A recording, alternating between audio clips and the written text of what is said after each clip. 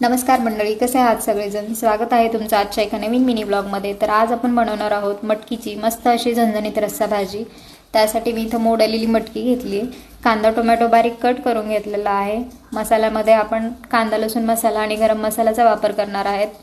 फोडणीसाठी तेल गरम झालं की त्यामध्ये मोहरी टाकून घ्यायची. मोहरी चांगली तडतडली की त्यामध्ये मीठ टाकायचं. तेलामध्ये मीठ टाकल्यामुळे आपली फोडणी उडणार नाही. त्यानंतर जिरे टाकायचे.